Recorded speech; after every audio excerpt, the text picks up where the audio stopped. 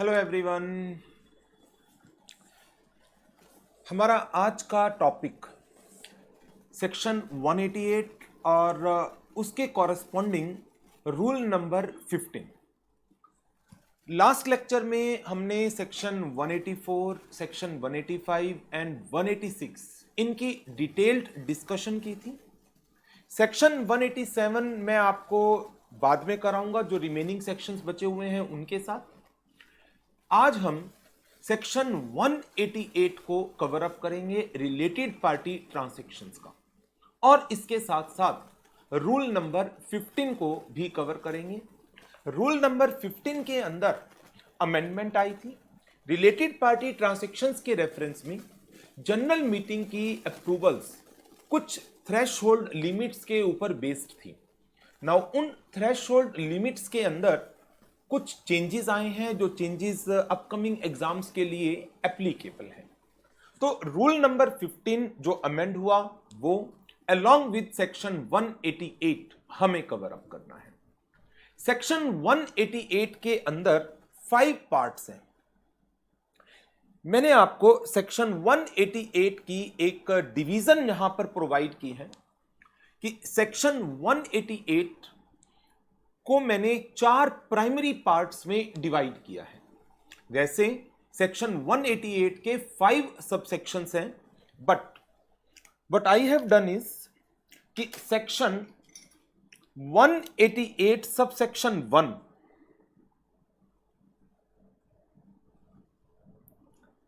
इस सेक्शन ने हमें प्रोविजन प्रोवाइड किया कि कौन सी ट्रांजैक्शंस के रेफरेंस में बोर्ड ऑफ डायरेक्टर्स की मीटिंग में एक बोर्ड रेजोल्यूशन का पास होना जरूरी है।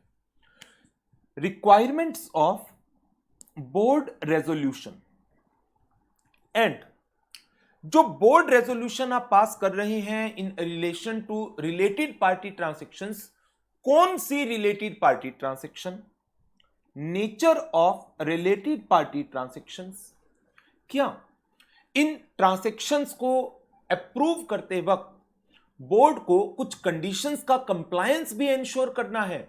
यस, जब आप सेक्शन 188 सबसेक्शन 1 रीड करेंगे तो उसमें क्लियरली मेंशन है subject to such conditions as may be prescribed. अब जैसे ही वर्ड आ गया एज मे बी प्रिस्क्राइब्ड, तो वो कंडीशन हमें कौन बता देगा? रूल नंबर 15 बता देगा।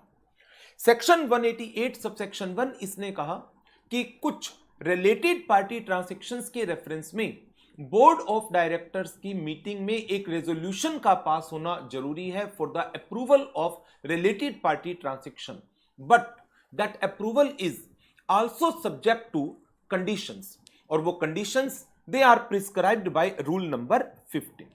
रूल 15 उन कंडीशंस को प्रिस्क्राइब करता है। देयर आफ्टर फिर सेक्शन 188 सब सेक्शन 1 के अंदर इन टोटल 5 प्रोवाइजो है।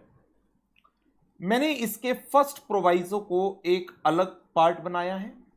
First proviso to section 188 sub section 1 ये रिक्वायरमेंट रेज करता है और कहता है in relation to transactions, related party transactions, यदि ट्रांजैक्शन एक थ्रेशहोल्ड लिमिट को अचीव कर लेती है या उसको क्रॉस कर जाती है, in that case company is required to pass a resolution in the general meeting of the company. सिर्फ बोर्ड रेजोल्यूशन से बात नहीं बनेगी, कंपनी की जनरल मीटिंग में एक ऑर्डिनरी रेजोल्यूशन को पास करना नेसेसरी हो जाएगा। अब वो थ्रेशहोल्ड क्या है? As may be prescribed. अब वो प्रिस्क्राइब्ड किसने की? वो प्रिस्क्राइब की रूल नंबर 15 ने। रूल 15 इसी ने कंडीशंस भी बताई बोर्ड रेजोल्यूशन के रेफरेंस में रिलेटेड पार्टी ट्रांजैक्शंस में, और इसी ने ही रूल नंबर 15 ने ही थ्रेशहोल्ड लिमिट्स भी बताई है जब जनरल मीटिंग के अंदर ऑर्डिनरी रेजोल्यूशन को पास करने की रिक्वायरमेंट आएगी। जनरल मीटिंग में ऑर्डिनरी रेजोल्यूशन की रिक्वायरमेंट कब आती है? वो अलग अलग थ्रेशहोल्ड लिमिट्स बताई गई हैं अलग अलग ट्रांजैक्शंस के लिए, और यहीं पर एक अमेंडमेंट आई थी और वो अमेंडमेंट हम रूल नंबर 15 के अंदर कवर अप करेंगे। लास्ट ईयर 2019 में वो अमेंडमेंट्स आई थी सेकंड अमेंडमेंट रूल्स के थ्रू। देयर आफ्टर फिर सेक्शन 188(1) के 4 रिमेनिंग प्रोवाइजो हैं। स्पेशल केसेस का मैंने इनको नाम दे दिया, और इन स्पेशल केसेस में second proviso, third proviso, fourth proviso and fifth proviso किसका? सेक्शन 188 सबसेक्शन 1 का। सेक्शन 188 सबसेक्शन 1 के 4 प्रोवाइजो एंड देयर आफ्टर फिर कुछ छोटे छोटे से प्रोविजंस हैं in relation to section 188, section 188 subsection 2, 188 subsection 3, subsection 4 and subsection 5। So section 188 को हम 4 पार्ट्स में स्टडी करने वाले हैं। पहले पार्ट के अंदर हम बात करने वाले हैं बोर्ड मीटिंग की, बोर्ड रेजोल्यूशन की, कंडीशंस की, nature of related party transactions की। पार्ट नंबर 2 में हम बात करने वाले हैं जनरल मीटिंग के अंदर ऑर्डिनरी रेजोल्यूशन की रिक्वायरमेंट कौन कौन से केसेस में आएगी। देन पार्ट नंबर 3 में सेक्शन 188 सबसेक्शन 1 के second, third, fourth and fifth proviso को हमें डिस्कस करना है। स्पेशल केसेस है कि जब कुछ केसेस में इवन बोर्ड रेजोल्यूशन की रिक्वायरमेंट्स नहीं अराइज होंगी, तो वो स्पेशल केसेस हमें कवर अप करने हैं। एंड देयर आफ्टर फिर रिमेनिंग प्रोविजंस जो हैं इस सेक्शन के, जिसके अंदर रिकवरी ऑफ लॉसेस, पेनल्टीज, उन सब की डिस्कशन हमने करनी है। मेन टाइम जो हमारा लगने वाला है वो सबसे ज्यादा इन 2 पार्ट्स के ऊपर लगने वाला है, या मैं ये कहूं सबसे ज्यादा टाइम तो हमारा इस फर्स्ट पार्ट पर लगेगा, क्योंकि जब जैसे ही फर्स्ट पार्ट कवर होगा सेकंड पार्ट करना कंपैरेटिवली आसान हो जाएगा, क्योंकि उसके अंदर तो लिमिट्स ही अब हमें याद करनी है। जब आपने मेन रिलेटेड पार्टी ट्रांजैक्शंस की नेचर को पढ़ लिया, देन फिर इसके सेकंड पार्ट को करना आसान है, और फिर इसके अंदर मैं रूल नंबर 15 में जो अमेंडमेंट्स आई हैं वो आपके साथ डिस्कस करूंगा। चलो, सेक्शन 188 सबसेक्शन 1, एक बार इसकी डिटेल एनालिसिस करने से पहले एक बार इसकी प्लेन रीडिंग ले लेते हैं। सेक्शन 188 सबसेक्शन 1 ने क्या कहा? इसने कहा except with the consent of board of director given by a resolution at a meeting of board subject to such conditions as may be prescribed, no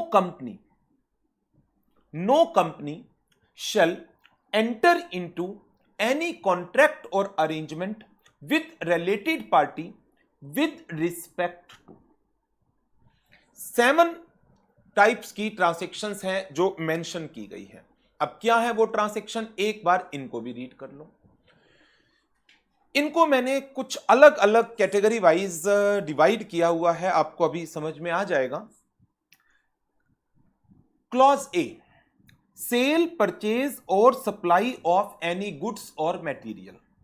clause B, selling और otherwise disposing of or buying property of any kind. Clause C, leasing of property of any kind. Clause D, availing or rendering of any services. Clause E, appointment of any agent for purchase or sale of goods, material, services or property. Clause F, appointment to any office or place of profit in company, subsidiary, associate. And clause G, underwriting of any securities or the derivatives. Now, अब इसी के ऊपर हमारा पूरा time लगना है। एक एक पॉइंट से शुरुआत करते हैं। सबसे पहले क्या लिखा गया? Except with the consent of board of director. That means जो ये नीचे 7 क्लॉजेज में 7 टाइप्स की ट्रांजैक्शंस बताई गई हैं, ये बोर्ड ऑफ डायरेक्टर की कंसेंट के बिना नहीं हो सकती। एक बात, consent of board of director is required. First thing, ये कंसेंट बोर्ड की मीटिंग में एक रेजोल्यूशन के थ्रू ही लेनी होगी। That means resolution bye circulation के थ्रू रिलेटेड पार्टी ट्रांजैक्शंस की अप्रूवल नहीं ली जा सकती। तो बोर्ड ऑफ डायरेक्टर की कंसेंट जरूरी है। रेजोल्यूशन बोर्ड की मीटिंग के अंदर ही पास करवाना पड़ेगा आपको। रिजोल्यूशन बाय सर्कुलेशन परमिटेड नहीं है। And subject to such conditions as may be prescribe, जो कंडीशन, यदि कुछ कंडीशंस प्रिस्क्राइब की जाती है तो। अब प्रिस्क्राइब्ड कंडीशन के रेफरेंस में रूल नंबर 15 आ जाएगा। कंडीशंस मैं आपको लेटर ऑन कराऊंगा, बट मैं अभी आपको बता देता हूं ब्रीफली कि रूल 15 ने दो कंडीशंस बता रखी हैं। नंबर 1 कि जो एजेंडा होगा इस बोर्ड मीटिंग का, उस एजेंडा में आपको कुछ स्पेसिफिक डिस्क्लोजर्स देने होंगे, एक कंडीशन। और कंडीशन नंबर 2, यदि इस पर्टिकुलर कॉन्ट्रैक्ट या अरेंजमेंट के अंदर कोई डायरेक्टर इंटरेस्टेड है तो वो इस मीटिंग को अटेंड नहीं करेगा। He shall not be present at the meeting at the time जब इस एजेंडा आइटम को डिस्कस किया जा रहा होगा। तो रूल 15 की कंडीशन में आपके साथ लेटर ऑन डिस्कस करूंगा। अभी तक मेरी डिस्कशन में जो बात आई है, बोर्ड ऑफ डायरेक्टर की कंसेंट का होना जरूरी है। किस पर्पस के लिए? रिलेटेड पार्टी ट्रांजैक्शंस की अप्रूवल के लिए। और बोर्ड ऑफ डायरेक्टर अपनी कंसेंट देंगे कब? In a board meeting through a resolution. लेकिन इस कंसेंट के ऊपर भी कुछ कंडीशंस हैं। नंबर 1 कि जो बोर्ड मीटिंग का एजेंडा होगा उस एजेंडा में कुछ स्पेसिफिक डिस्क्लोजर्स आपको देने पड़ेंगे। एंड सेकंड वन, जो यदि इस ट्रांजैक्शन में कोई डायरेक्टर इंटरेस्टेड है तो डायरेक्टर मीटिंग में प्रेजेंट नहीं होगा eight the time when this agenda item is being discussed. Okay, so requirement क्या आ गई? नो कंपनी मींस हर एक कंपनी पर यह प्रोविजन अप्लाई होगा, चाहे प्राइवेट कंपनी है, पब्लिक कंपनी है, गवर्नमेंट कंपनी है, सेक्शन 8 कंपनी है। No company shall enter into any contract और अरेंजमेंट। एनी कॉन्ट्रैक्ट और अरेंजमेंट किसके साथ? With the related party. Related party की डेफिनेशन आपके रेफरेंस के लिए मैंने बुक में इसी चैप्टर के अंदर सबसे बिगनिंग में लगा रखी है। वो डेफिनेशन आप टाइम टू टाइम रेफर कर सकते हैं। एग्जाम में आपसे इस डेफिनेशन के ऊपर कोई क्वेश्चन नहीं पूछा जाएगा, but you must be aware of the related parties. Related parties कौन कौन सी है, मैं आपको एक क्विक रीडिंग करा देता हूं। डायरेक्टर और उसके रिश्तेदार, की मैनेजरियल पर्सोनल और उसके रिश्तेदार, कोई भी फर्म जिसमें डायरेक्टर, मैनेजर या उनके रिश्तेदार पार्टनर है, कोई भी प्राइवेट कंपनी जिसमें डायरेक्टर, मैनेजर या उनके रिश्तेदार ईदर अ मेंबर और डायरेक्टर है। पब्लिक कंपनी, ये private company. 5th clause public company का, पब्लिक कंपनी जिसमें डायरेक्टर, मैनेजर, डायरेक्टर है and holds 2% of, more than 2% of paid up share capital of that public company individually or in aggregate with the relative. Any body corporate जिसके board of director, managing director या manager they are accustomed to act in accordance with the advice, directions or instructions of our director or manager. Any person जिसकी advice, direction और instructions के ऊपर जिस company की हम बात कर रहे हैं उस कंपनी के डायरेक्टर या manager they are accustom to act. Any body corporate which is holding, subsidiary, associate या होल्डिंग कंपनी की दूसरी subsidiary means group company, investing company और the venturer of the company और such other person as may be prescribe. तो related party की definition इस chapter की beginning में और रिलेटिव की डेफिनेशन भी यहीं पर दी हुई है सेक्शन 2 क्लॉज 77 में। एक बार आप इनको रीड कर लीजिएगा। नाउ बढ़ते हैं मेन सेक्शन 188 के ऊपर। तो सेक्शन 188 ने कहा रिलेटेड पार्टी के साथ किसी भी तरह का कॉन्ट्रैक्ट या अरेंजमेंट जो नीचे 7 क्लॉजेस में स्पेसिफाई है नहीं किया जा सकता, उसको करने के लिए एक कंडीशन है और वो कंडीशन है आपको बोर्ड की मीटिंग में एक रेजोल्यूशन पास कराना पड़ेगा और उसके ऊपर 2 कंडीशन रूल नंबर 15 ने भी बता दी। अब आगे बढ़ते हैं। अब मेरे पास ये 7 टाइप्स की ट्रांजैक्शंस हैं जिनको हमें एग्जामिन करना है, एनालाइज करना है। पहले पॉइंट में देखो क्या क्या वर्ड यूज किए गए हैं। सेल, परचेज और सप्लाई ऑफ एनी गुड्स और मटेरियल। दैट मीन्स एक तरीके से ये एक ट्रेडिंग ट्रांजैक्शन हो गई, ट्रेडिंग नेचर की, ऑपरेटिंग नेचर की ट्रांजैक्शन हो गई। सेल, परचेज और सप्लाई ऑफ एनी गुड्स और मटेरियल। आगे कहता है सेलिंग और अदरवाइज डिस्पोजिंग और buying property of any kind.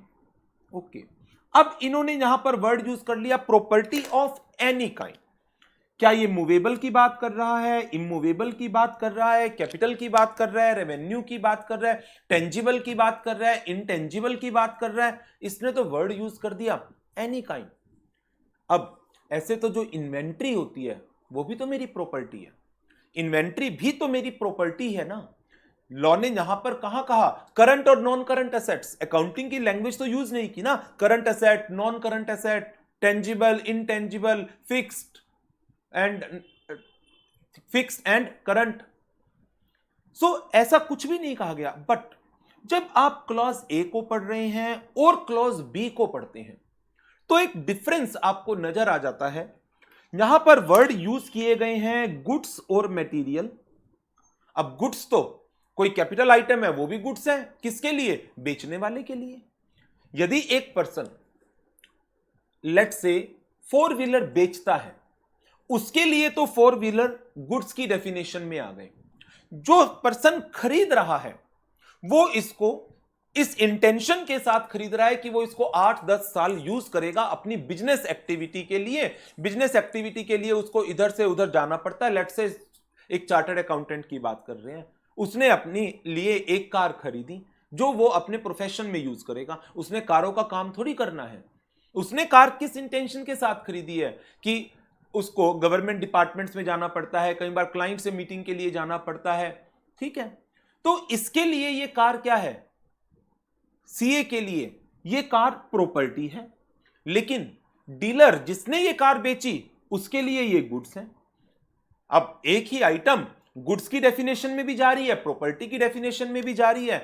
ना तो लॉ ने गुड्स को डिफाइन किया, ना लॉ ने प्रॉपर्टी को डिफाइन किया। ये डिफरेंशिएशन आप अपने आप दोनों क्लॉज को साइमल्टेनियसली पढ़कर निकाल लो। ये गुड्स और मटेरियल ट्रेडिंग नेचर में माने जाएंगे और ये property of any kind capital property मानी जाएगी। और इसका मैं आपको थोड़ा सा और जो मैंने ये इंटरप्रिटेशन की है इसके पीछे जब मैं आपको रूल नंबर 15 के अंदर थ्रेशोल्ड कराऊंगा ना, वहां पर थ्रेशोल्ड देखिएगा। यहां पर इस केस में इन्होंने वर्ड यूज किया 10% ऑफ टर्नओवर। लेकिन इस क्लॉज के रेफरेंस में इन्होंने वर्ड यूज किया 10% ऑफ नेटवर्थ। तो एक इंडिकेशन मिल रहा है ना कि ये ट्रेडिंग ट्रांजैक्शन है, that is the reason turnover use किया गया। ये कैपिटल नेचर की ट्रांजैक्शन है तो इसके रेफरेंस में इन्होंने नेटवर्थ की थ्रेशोल्ड लिमिट लगाई। क्लॉज सी पर चलते हैं। क्लॉज सी कहता है leasing of property of any kind. Leasing of property of any kind. यदि आप किसी भी प्रॉपर्टी को लीज पर दे रहे हैं, अब देखो यदि एक पर्सन एक प्रॉपर्टी को लीज पर दे रहा है, अब ये लीज दोनों तरह से हो सकती है, एक फाइनेंस लीज और दूसरी ऑपरेटिंग लीज। एक फाइनेंस लीज और दूसरी ऑपरेटिंग लीज। जब फाइनेंस लीज की बात आ जाती है तो लेसर के पॉइंट ऑफ व्यू से ये असेट ट्रेडिंग नेचर का है, उसने तो इस असेट को फाइनेंस कर दिया। और लेसी के पॉइंट ऑफ व्यू से ये उसको as a capital asset recognise करता है बुक्स में, लीज्ड असेट्स। लेकिन जब ऑपरेटिंग लीज की बात आती है तो लेसर उसके लिए ये कैपिटल असेट है, लेसी वो अपनी बुक्स में ऑपरेटिंग लीज को जनरली रिकॉग्नाइज नहीं करता, रादर जो उसके रेंटल है वो पे करता है। अब रिलेटेड पार्टी ट्रांजैक्शन है दो पर्सन्स के बीच में, एक ने लीज दी है, एक ने लीज ली है, लेसर भी है, लेसी भी है, दोनों क्या है, आपस में रिलेटेड पार्टी है। एक की बुक्स में ये कैपिटल नेचर की ट्रांजैक्शन बनेगी, दूसरे की बुक में ये रेवेन्यू नेचर की ट्रांजैक्शंस बनेगी। नाउ तो अब यदि ये कैपिटल नेचर की ट्रांजैक्शन है तो यहां पर जो थ्रेशोल्ड आगे जाकर आप पढ़ोगे वो थ्रेशोल्ड नेटवर्थ बेस पर होनी चाहिए थी।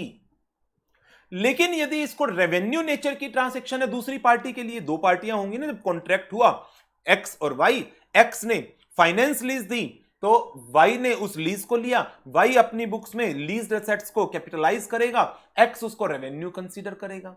लेकिन यदि ये ऑपरेटिंग लीज है तो इसका रिवर्स कर देते हैं। बट अब जब रूल नंबर 15 पढ़ेंगे आप तो उसके अंदर थ्रेशहोल्ड अर्लियर जो पुराना रूल था वो अच्छा था कंपैरेटिवली। उसके अंदर उन्होंने नेटवर्थ को भी वर्ड यूज किया था और टर्नओवर, दोनों की थ्रेशोल्ड ली थी। नेटवर्थ की थ्रेशोल्ड भी ली थी, टर्नओवर की थ्रेशोल्ड भी ली थी, तो दोनों ही पर्पस सर्व हो जाते थे। लेकिन जो अब रूल 15 अमेंड हुआ तो इसके अंदर सिर्फ और सिर्फ टर्नओवर बेस की परसेंटेज रखी गई है। अब लॉ है तो इसके ऊपर मैं कोई क्वेश्चन मार्क नहीं लगा सकता कि आपने नेटवर्थ क्यों नहीं रखा, उसको रिटेन क्यों नहीं किया। ठीक है, लॉ ने अब सिर्फ 10% टर्नओवर का रखा है, ठीक है, हम इस केस में यही लेकर चलेंगे।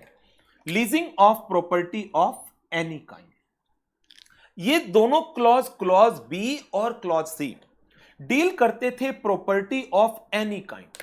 क्लॉज बी बात करता था buying, selling, disposing of property, clause C ने बात की लीजिंग। अब मैं आ जाता हूं क्लॉज डी। अब क्लॉज डी मैंने इसके नीचे नहीं, रादर वापिस ए क्लॉज के नीचे लिख दिया, अवेलिंग और rendering of any services. Availing और रेंडरिंग ऑफ एनी सर्विसेज, मैं एक सर्विस दे रहा हूं या मैं एक सर्विस ले रहा हूं, वो सर्विस मैं दे रहा हूं रिलेटेड पार्टी को, वो सर्विस मैं ले रहा हूं रिलेटेड पार्टी से। ठीक है, अवेलिंग और रेंडरिंग ऑफ एनी सर्विसेज, ये ट्रांजैक्शन भी वापिस रेवेन्यू नेचर की हो गई।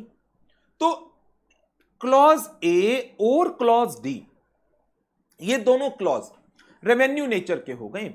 एक में गुड्स और मटेरियल की सेल, परचेज, सप्लाई की बात हो गई और दूसरे केस में सर्विसेज की अवेलमेंट एंड सर्विसेज की रेंडरिंग, उसको डिस्कस कर लिया गया।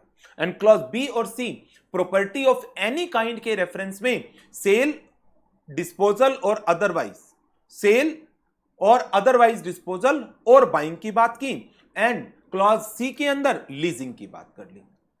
इन्हीं चारों के रेफरेंस में अब आ जाता है क्लॉज नंबर ई।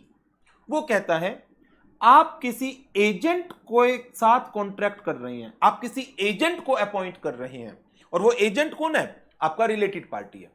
आप किसी रिलेटेड पार्टी को अपना एजेंट बना रहे हैं, एजेंट अपॉइंट कर रहे हैं, किस लिए, कि वो आपके लिए परचेज और सेल ऑफ गुड्स और मटेरियल, क्लॉज ए की बात की, सर्विसेज क्लॉज डी की बात कर ली, और प्रॉपर्टी क्लॉज बी की बात कर ली। क्लॉज ए बी डी के रेफरेंस में आप इन एक्टिविटीज को डायरेक्टली ना करके किसी एजेंट के थ्रू करना चाह रहे हैं, और वो एजेंट कौन है, आपका रिलेटेड पार्टी है। Appointment of an agent for purchase और sale of goods, material, services और प्रॉपर्टी। ओके, अब बढ़ते हैं आगे क्लॉज नंबर एफ के ऊपर। क्लॉज नंबर एफ क्या कहता है, अपॉइंटमेंट टू एनी ऑफिस और place of profit in the company, subsidiary और एसोसिएट। किसी रिलेटेड पार्टी को अपॉइंट किया जा रहा है, कहां पर, ऑफिस और प्लेस ऑफ प्रॉफिट पर। अब ये क्या है, इसकी एक्सप्लेनेशन भी है, वो अभी पढ़ेंगे। कहां पर, कंपनी में या आपकी सब्सिडियरी में या एसोसिएट में। होल्डिंग वर्ड नहीं है, ध्यान रखना, और एग्जाम में इससे रिलेटेड एक क्वेश्चन आया है, होल्डिंग कंपनी ने अपॉइंटमेंट की थी, होल्डिंग कंपनी ने अपॉइंटमेंट की थी तो उसको रिलेटेड पार्टी ट्रांजैक्शन नहीं माना गया, क्योंकि यहां पर तीन वर्ड यूज किए हैं, company, subsidiary and associate. And last clause ये कहता है underwriting of any securities or derivative. यदि रिलेटेड पार्टी के साथ कोई कॉन्ट्रैक्ट या अरेंजमेंट हो रहा है for the underwriting of any security और डेरिवेटिव, तो ये 7 क्लॉजेस हैं जो सेक्शन 188 सब सेक्शन 1 के अंदर बताए गए हैं, जिनके रिलेशंस में बोर्ड ऑफ डायरेक्टर की मीटिंग के अंदर बोर्ड की कंसेंट लेना जरूरी है यदि आप इन ट्रांजैक्शंस को करना चाहते हैं। और किसी भी कंपनी की बात कर लें, ये प्रोविजन सारी कंपनीज के ऊपर एप्लीकेबल होगा। हां, इसके प्रोवाइजो जो हैं आगे जाकर सेक्शन 188 सबसेक्शन 1 का फर्स्ट प्रोवाइजो वो गवर्नमेंट कंपनीज पर अप्लाई नहीं होगा। 188(1) का सेकंड प्रोवाइजो वो प्राइवेट कंपनी पर भी अप्लाई नहीं होगा, गवर्नमेंट कंपनी पर भी अप्लाई नहीं होगा। बट 188(1) के ऊपर ऐसा कुछ नहीं है। 188(1) तो सभी पर अप्लाई होगा, प्रोवाइजो अप्लाई नहीं होगा, वो एक अलग बात है। 188(1) सब पर अप्लाई होगा। सो नाउ ये बात हो गई एक बोर्ड ऑफ डायरेक्टर की मीटिंग में, बोर्ड की मीटिंग में एक बोर्ड रेजोल्यूशन को पास करने की, यदि एक related party transaction in the form of any contract और अरेंजमेंट किया जा रहा है बाय द कंपनी। और ये कॉन्ट्रैक्ट अरेंजमेंट 7 टाइप्स के हैं। आपको कोशिश करके इनके क्लॉज नंबर तक को भी याद रखना चाहिए। क्लॉज ए, मैं फिर रिपीट कर रहा हूं, क्लॉज ए सेल, परचेज और सप्लाई किसका? गुड्स और मटेरियल का।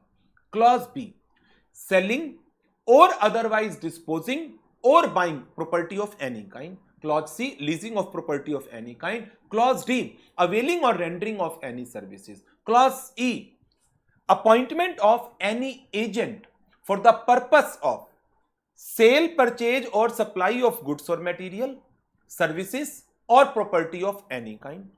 Clause F appointment to any office और place of profit in the company, subsidiary, associate. And last one underwriting of any security और डेरिवेटिव। इन 7 ट्रांजैक्शंस को यदि आप किसी रिलेटेड पार्टी के साथ कर रहे हैं, देन बोर्ड ऑफ डायरेक्टर की मीटिंग में बोर्ड की कंसेंट लेना जरूरी है।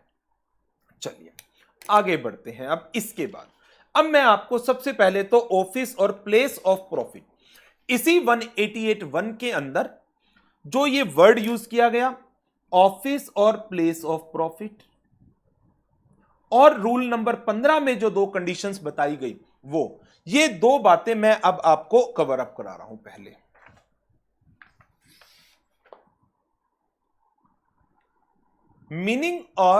मीनिंग ऑफ ऑफिस और प्लेस ऑफ प्रॉफिट, बहुत सिंपल डेफिनेशन है। Any office or place where such office or place is held by। ये ऑफिस और प्लेस किसने हेल्ड किया हुआ है? पहला केस, एक डायरेक्टर ने,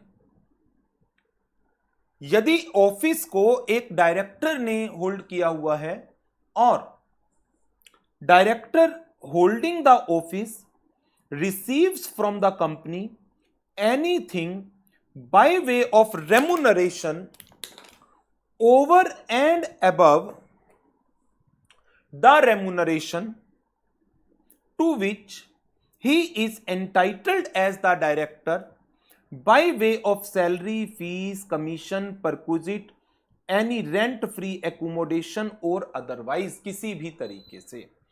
इट मीन्स यदि एक कंपनी अपने किसी डायरेक्टर को किसी और काम के लिए अपॉइंट करती है, एंगेज करती है, और उसको उस काम के लिए जो डायरेक्टर का उसका रेम्यूनरेशन है उसके ऊपर जाकर के कोई भी अमाउंट पे करती है, तो हम कहेंगे कि वो डायरेक्टर एक ऑफिस होल्ड कर रहा है, जो ऑफिस या प्लेस ऑफ प्रॉफिट माना जाएगा। Director is also a related party, अभी पढ़ा। रिलेटेड पार्टी की डेफिनेशन सेक्शन 2 क्लॉज 76 में सबसे पहला पॉइंट ही क्या है? डायरेक्टर, डायरेक्टर और उसके रिश्तेदार। ओके, यदि डायरेक्टर, मान लो यदि आप किसी डायरेक्टर को कंपनी में as a company secretary appoint करना चाहते हैं, किस पर्पस के लिए? लॉ की कंप्लायंस के लिए। और आप इसके लिए इस डायरेक्टर को, वैसे तो डायरेक्टर 2% ऑफ प्रॉफिट लेता था as a director remuneration, 2% of profit.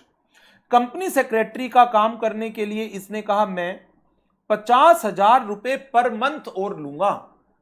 तो क्या ये अमाउंट इसको over and above the remuneration as a director मिल रहा है? यस। तो हम कहेंगे कि ये डायरेक्टर ऑफिस और प्लेस ऑफ प्रॉफिट होल्ड कर रहा है। अब मान लो डायरेक्टर है ये ए कंपनी में, ए लिमिटेड में डायरेक्टर है, इसको कंपनी सेक्रेटरी अपॉइंट किया जा रहा है। कहां पर? ए लिमिटेड की सब्सिडियरी कंपनी में। सब्सिडियरी कंपनी अपनी कंपनी में इस डायरेक्टर को as a company secretary appoint कर रही है।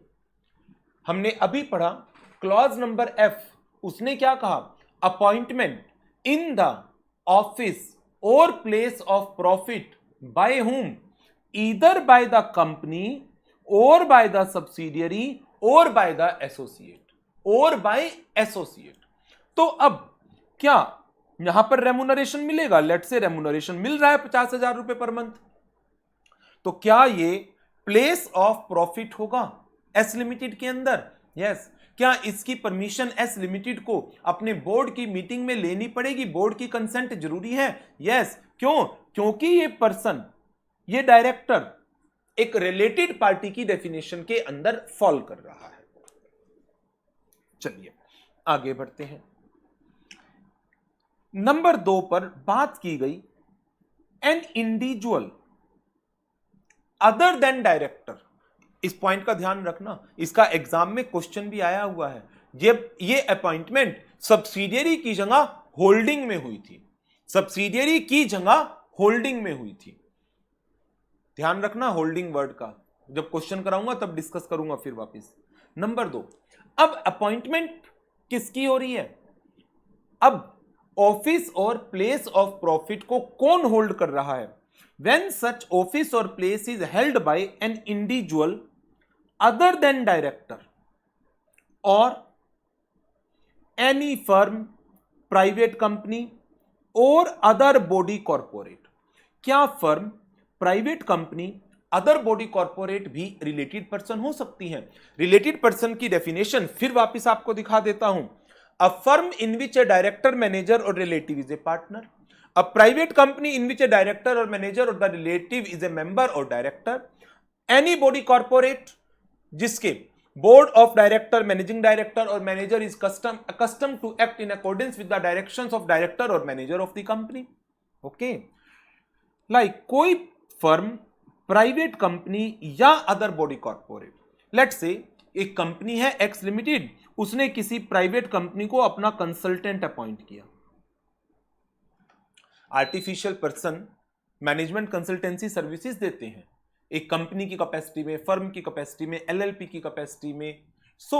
यदि आपने अपने किसी ऑफिस के अंदर अपॉइंटमेंट की है किसी फर्म की, किसी कंपनी की, किसी बॉडी कॉर्पोरेट की, और उसके लिए आप उनको कुछ भी दे रहे हैं, इफ द इंडिविजुअल, यदि वो इंडिविजुअल है तो, or the firm, private company or body corporate holding the office receives from the company anything by way of remuneration, salary, fees, commission, perquisite, any rent free accommodation or otherwise। अब देखो जरा, दो part मैंने करे हैं इस definition के। इस डेफिनेशन के मैंने दो पार्ट करे हैं मीनिंग ऑफ ऑफिस और प्लेस ऑफ प्रॉफिट के। Any office or place where such place or office is held by। Category 1 में मैंने लिया डायरेक्टर को और कैटेगरी 2 में any individual other than director या फिर एनी फर्म, प्राइवेट कंपनी और अदर बॉडी कॉर्पोरेट। ये तो हो गया कौन सा पर्सन इन ऑफिस को होल्ड कर रहा है। आगे सेम चीजें चलेंगी। If the director holding it, if the individual firm, private company और body corporate holding it receives from the company anything by way of remuneration, by way of salary, fees, commission, perquisite, any rent free accommodation or otherwise, salary, fees, commission, perquisite, any rent free accommodation or otherwise। Director के case में ये point extra है, क्योंकि वो person already company में director है, आप उसको कोई एडिशनल एंगेजमेंट पर एंगेज कर रहे हैं, एडिशनल असाइनमेंट दे रहे हैं, तो इस रिलेशन में एज ए डायरेक्टर जो आप ले रहे हैं उसके ओवर एंड अबव कुछ लेते हो, then it will be considered as the office और place of profit. But in cases के अंदर क्योंकि ये पर्सन ऑलरेडी कंपनी के साथ एंगेज नहीं थे, कोई कंसीडरेशन ये ले नहीं रहे थे, तो ये वाला जो पार्ट है ओवर एंड अबव का, ये यहां पर नहीं आया, So, this is the meaning of the term office or place of profit। आगे बढ़ते हैं। अब देखो वापिस चलते हैं सेक्शन 188(1) पर। सेक्शन 188(1) ने क्या कहा था? Except with the consent of board given by a resolution at a meeting of board subject to such conditions. चलो जी, आ जाओ अब इन कंडीशंस के ऊपर। Subject to such condition. अब वो कंडीशंस क्या है? कंडीशन बताई गई है रूल नंबर 15 के अंदर। दो कंडीशन है। नंबर 1, बोर्ड मीटिंग के एजेंडा आइटम के अंदर कुछ पर्टिकुलर्स का डिस्क्लोज होना जरूरी है। एंड नंबर 2, यदि इस कॉन्ट्रैक्ट या अरेंजमेंट में किसी डायरेक्टर का अपना कोई इंटरेस्ट है, तो ये डायरेक्टर जब इस एजेंडा आइटम की डिस्कशन होगी जब इस एजेंडा आइटम को डिस्कस किया जाएगा इन द मीटिंग, तो ये उस टाइम पर मीटिंग अटेंड नहीं करेगा। अ कंपनी रीडिंग के लिए है बस, इसमें कोई लर्न करने वाली कोई रिक्वायरमेंट नहीं है कि एग्जाम में इसका कोई क्वेश्चन आएगा, चांसेस बहुत कम है, क्योंकि अदरवाइज सेक्शन 188 के अंदर अपने बहुत इंपॉर्टेंट प्रोविजन है। इसके ऊपर कोई क्वेश्चन फ्रेम करना मुझे नहीं लगता क्वेश्चन फ्रेम होगा। A company shall enter into any contract or arrangement with a related party subject to following conditions। और वो conditions क्या है? Number 1, agenda of board meeting at which the resolution is proposed to be moved shall disclose below mentioned particulars। अब ये particulars हैं in general, आप इनको याद करना चाहो कर लो, रीड करके छोड़ना चाहो छोड़ दो। मेरी ओपिनियन में रीडिंग सफिशिएंट है। जनरल पर्टिकुलर्स है, रिलेटेड पार्टी का नाम क्या है, उसके साथ क्या रिलेशन है, कॉन्ट्रैक्ट की नेचर, ड्यूरेशन, पर्टिकुलर्स क्या है, कॉन्ट्रैक्ट की मटेरियल टर्म्स क्या है, कैसे वैल्यू को डिटरमाइन किया गया है, how the prices are being determined, how the other commercial terms are agreed upon and all other factors which are to be considered और any other information that seems important और material for the board. So इनमें discussion में मैं नहीं जा रहा क्योंकि general points हैं सारे, आप इनको रीड करके छोड़ना चाहो छोड़ सकते हो। जो रूल 15 की दूसरी कंडीशन है उसकी बात कर लेते हैं। रूल नंबर 15 की दूसरी कंडीशन है where any director is interested in any contract और arrangement with a related party, such director shall not be present at the meeting during the discussions on the subject matter of the resolution to such contract or arrangement। तो यदि कोई director interested है इस contract या arrangement में, तो ये director ensure करे कि जब मीटिंग में इस एजेंडा आइटम को डिस्कस किया जा रहा है वो मीटिंग में प्रेजेंट ही नहीं होगा। बिसाइड्स, ना वो मीटिंग में प्रेजेंट होगा, ना उसकी पार्टिसिपेशन होगी, ना ही उसका वोट होगा उसके ऊपर। सो रूल 15 ने सीधी बात खत्म कर दी रिलेटेड पार्टी ट्रांजैक्शन में, क्लियर करके आप प्रेजेंट ही नहीं होंगे, ना आप प्रेजेंट होंगे, ना आप पार्टिसिपेट करेंगे, ना ही आपका कोई वोट होगा उस समय। सो ये हो गया अब रूल नंबर 15 के अंदर बताई गई जो कंडीशंस थी। तो आई थिंक सो ये सेक्शन 188 सब सेक्शन 1 हमारा कंप्लीट हो गया। Requirement of board resolution and nature of related party transactions. अब इसके बाद फिर मैंने आपको बताया सेक्शन 188 के अंदर 5 प्रोवाइजो हैं। प्रोवाइजो 1 वो बताता है कब कंपनी की जनरल मीटिंग के अंदर एक ऑर्डिनरी रेजोल्यूशन को पास करने की रिक्वायरमेंट आएगी। चलिए अब उसकी बात करते हैं। Prior approval of company by a resolution shall be required to enter into a transaction as contract or arrangement with respect to clause A to E। अब आपको ध्यान आ जाने चाहिए वापस से ये क्लॉज A to E, ये फिर मैं आपको रिवाइज करा दूंगा इसी के साथ साथ। With criteria as mentioned below. Section 188 subsection 1 ने तो सिंपल ये लाइन दी थी प्रोवाइजो ने, prior approval of company by a resolution shall be required. Rule number 15 इसने ये थ्रेशोल्ड लिमिट बता दी अब अलग अलग तरह के कॉन्ट्रैक्ट के रेफरेंस में। पॉइंट नंबर 1 इसने कहा यदि आपका कॉन्ट्रैक्ट और अरेंजमेंट किस चीज का है, सेल परचेज और सप्लाई ऑफ एनी गुड्स और मटेरियल डायरेक्टली, मींस मैंने किसकी बात कर ली, सेक्शन 188 सब सेक्शन 1 के क्लॉज नंबर ए की, और through the appointment of agent, ये काम आप एजेंट के थ्रू कर रहे हो, तो इसका मतलब मैंने 188 सब सेक्शन 1 के क्लॉज नंबर ई की भी बात कर ली। क्लॉज नंबर ई में था appointment of an agent for purchase of sale of goods or materials. Then threshold है 10% ऑफ टर्नओवर और मोर।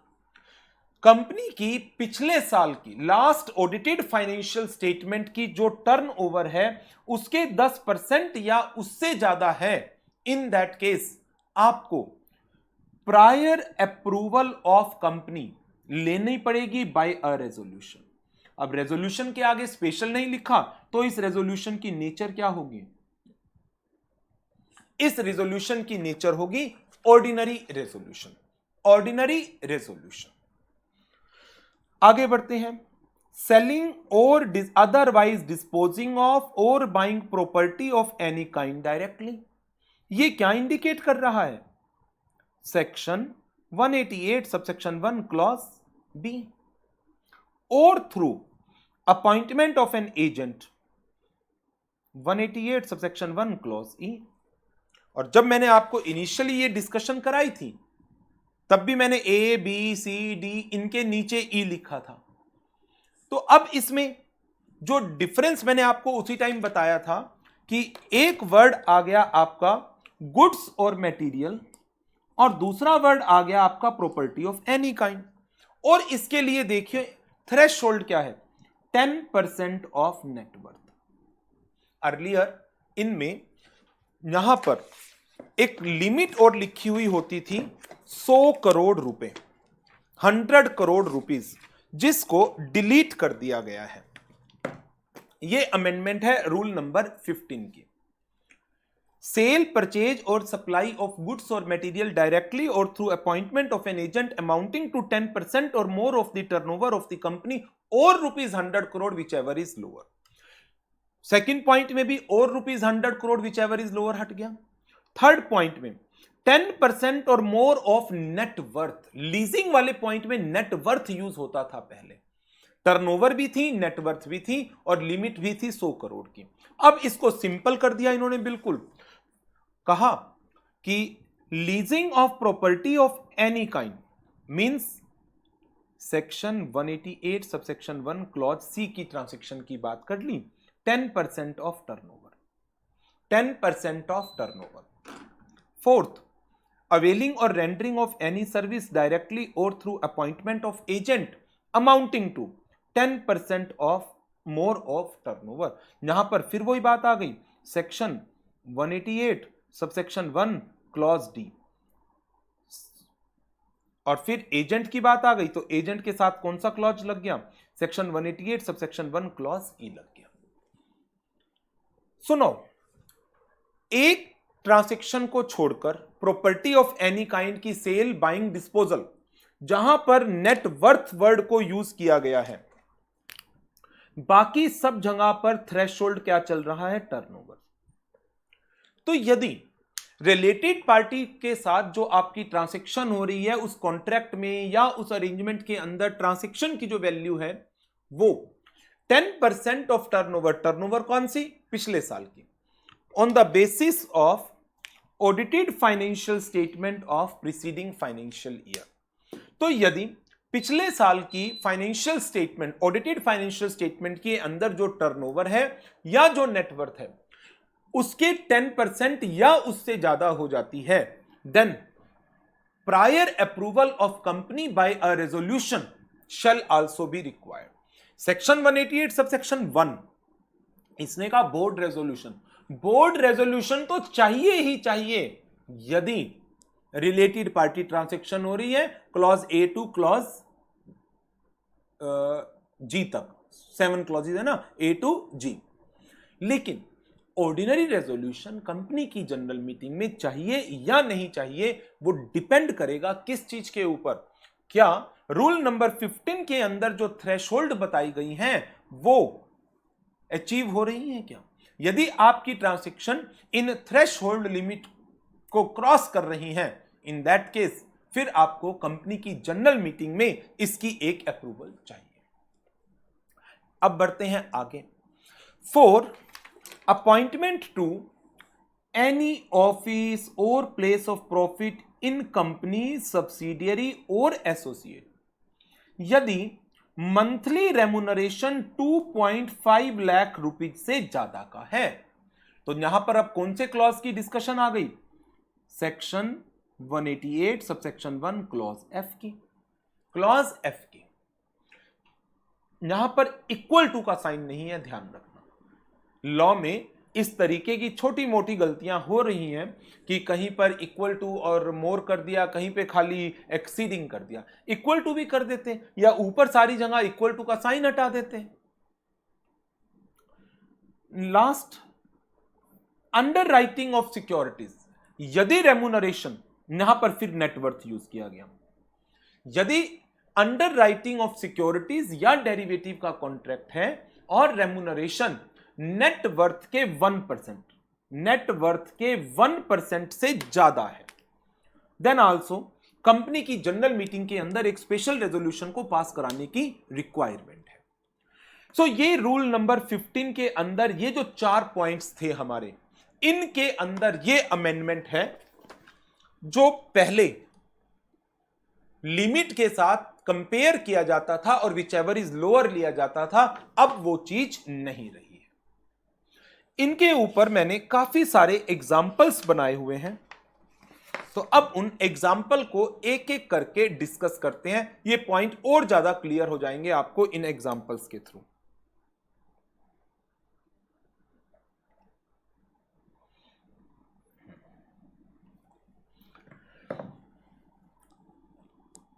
कॉलम 2 में कॉन्ट्रैक्टिंग पार्टी है, कॉलम 3 में नेचर ऑफ ट्रांजैक्शन है, फिर क्या बोर्ड रेजोल्यूशन चाहिए under section 188 subsection 1, whether ordinary resolution is required under first proviso and remarks. Contracting party है डायरेक्टर का रिलेटिव, ट्रांजैक्शन किस चीज की है, सेल ऑफ गुड्स। क्या sale of goods section 188 sub section 1 में फॉल करती है? जी हां। कौन से क्लॉज में? अब ये क्लॉज याद करते चलना है आपको। ए टू जी क्लॉज ए में आता है, क्लॉज ए में 188 1A में sale of goods related party transaction है, तो इसका मतलब बोर्ड रेजोल्यूशन तो रिक्वायर्ड है, चाहिए ही चाहिए। अब आ जाते हैं फर्स्ट प्रोवाइजो के ऊपर। रूल नंबर 15 देख लो। रूल नंबर 15 कहता है क्या कंपनी की टर्नओवर 1 करोड़ है, इसका कितने परसेंट, 10%, 10% बन गया 10 लाख। क्या ट्रांजैक्शन की वैल्यू 10 लाख रुपीस या उससे ज्यादा है, जवाब आता है नहीं। ट्रांजैक्शन की वैल्यू 10 लाख रुपीस या उससे ज्यादा नहीं है। इसका मतलब OR not required. Ordinary resolution की आपको कोई रिक्वायरमेंट एज सच नहीं है। आगे बढ़ते हैं। सब्सिडियरी कंपनी के साथ ट्रांजैक्शन हो रही है।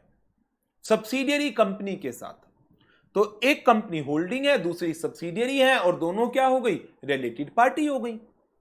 सेल हुआ है 5 करोड़ रुपए का, एक ने बेचा है तो दूसरे ने खरीदा भी तो होगा। होल्डिंग कंपनी की टर्नओवर है 60 करोड़ रुपए, होल्डिंग कंपनी की, और सब्सिडियरी कंपनी की टर्नओवर है 40 करोड़ रुपए। होल्डिंग कंपनी के रेफरेंस में यदि मैं बात करूं, क्या ये रिलेटेड पार्टी ट्रांजैक्शन है? Sale of goods, yes. Board resolution चाहिए। क्या सब्सिडियरी कंपनी के रेफरेंस में ये रिलेटेड पार्टी ट्रांजैक्शन है? Definitely yes. वो तो जब अपॉइंटमेंट इन ऑफिस और प्लेस ऑफ प्रॉफिट आएगा वहां पर होल्डिंग का चक्कर पड़ता है, अदरवाइज तो holding subsidiary related party transactions हैं सारी। तो अब देखो, बोर्ड रेजोल्यूशन तो दोनों ही कंपनीज में चाहिएगा, लेकिन कंपनी की जनरल मीटिंग में ऑर्डिनरी रेजोल्यूशन की रिक्वायरमेंट है या नहीं? होल्डिंग कंपनी की टर्नओवर है पिछले साल की 60 करोड़, ट्रांजैक्शन हुई है 5 करोड़ रुपए की, 60 करोड़ का 10% 6 करोड़, ये ट्रांजैक्शन थ्रेशोल्ड क्रॉस नहीं कर रही, तो ऑर्डिनरी रेजोल्यूशन नॉट रिक्वायर्ड। लेकिन सब्सिडियरी की टर्नओवर है 40 करोड़ रुपीस की, और 40 करोड़ रुपीस का 10% वो बनता है 4 करोड़, और ये ट्रांजैक्शन 4 करोड़ रुपए को क्रॉस कर रही है। रिजल्ट, ऑर्डिनरी रेजोल्यूशन सब्सिडियरी में रिक्वायर्ड है, सब्सिडियरी में रिक्वायर्ड है। तो एग्जाम में यदि होल्डिंग सब्सिडियरी का क्वेश्चन आ जाए तो दोनों कंपनी के रेफरेंस से अपने आंसर को दीजिएगा। 4 पॉइंट बन गए। Board resolution is required in holding company, board resolution is required in subsidiary company, ordinary resolution not required in holding company as the transaction value does not exceed 10% of the turnover of the holding company of preceding financial year. However, ordinary resolution is required in case of the subsidiary company because transaction exceeds 10%। और exact 10% भी होता, exact 10% भी होता, तब भी ordinary resolution चाहिए, equal to और greater का साइन है। चलो आगे बढ़ते हैं।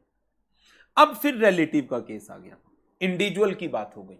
इंडिविजुअल की सेल हुई 15 करोड़ की, कंपनी की टर्नओवर है 170 करोड़ की, कंपनी की टर्नओवर है 170 करोड़ की, 170 का 10% बन गया 17 करोड़। ट्रांजैक्शन 10% के नीचे है, it is below 10% of turnover. Ordinary resolution नहीं चाहिए, क्यों? लेकिन क्योंकि सेल हुई है, 188 सबसेक्शन 1 क्लॉज ए के अंदर फॉल करता है, बोर्ड रेजोल्यूशन चाहिए। इसी ईयर में फर्दर एक और सेल हो गई, इसी ईयर में 5 करोड़ रुपए की। अब देखो टोटल अमाउंट कितना बन गया? 20 करोड़। क्या 20 करोड़ 17 करोड़ को क्रॉस कर रहा है? डेफिनेटली क्रॉस कर रहा है। क्या अब ऑर्डिनरी रेजोल्यूशन चाहिएगा? अब चाहिएगा। बोर्ड रेजोल्यूशन भी चाहिए जब आप ये 5 करोड़ की सेल कर रहे हो, और ऑर्डिनरी रेजोल्यूशन भी चाहिए। Reason, aggregate amount exceeds limit, aggregate amount exceeds limit. Next example देखो, रिलेटिव का है। रिलेटिव ए, रिलेटिव बी, दो अलग अलग relative. Sale of goods 15 crore, further sale 1.5, फिर further sale 2 crore, turnover 170 crore. 170 crore rupees का 10% क्या बन गया? 17 करोड़। 15 करोड़ सेल है, सेल है, बोर्ड रेजोल्यूशन तो तीनों जगह रिक्वायर्ड है, लेकिन क्या थ्रेशोल्ड क्रॉस हो रही है? नहीं हो रही। क्या ऑर्डिनरी रेजोल्यूशन चाहिए? नहीं चाहिए। 15 प्लस 1.5 16.5, क्या ऑर्डिनरी रेजोल्यूशन चाहिए? नहीं चाहिए। 16.5 प्लस 2 18.5, अब 17 करोड़ क्रॉस हो गया, अब ऑर्डिनरी रेजोल्यूशन चाहिएगा, अब ऑर्डिनरी रेजोल्यूशन चाहिए। रिलेटिव बी, इसको बेची गई है प्रॉपर्टी, प्रॉपर्टी बी, प्रॉपर्टी बेची गई है डायरेक्टर के किसी रिश्तेदार को। नेट वर्थ का केस चलेगा प्रॉपर्टी के केस में 100 करोड़, 100 करोड़, 100 करोड़ का कितना? 10%, 10 crore. Sale of property 8 crore, board resolution चाहिए, ऑर्डिनरी नहीं चाहिए। 3 करोड़ की और प्रॉपर्टी बेच दी गई, 8 + 3 टोटल हो गया 11। 11 करोड़ 10 करोड़ को क्रॉस कर रहा है, लेकिन सेल है प्रॉपर्टी का, बोर्ड रेजोल्यूशन चाहिए बट ऑर्डिनरी रेजोल्यूशन चाहिए 8 + 3 11, 11 एक्सीड्स 10। आगे बढ़ते हैं। सब्सिडियरी कंपनी को 101 करोड़ रुपए की एक ट्रांसैक्शन हुई है सेल की।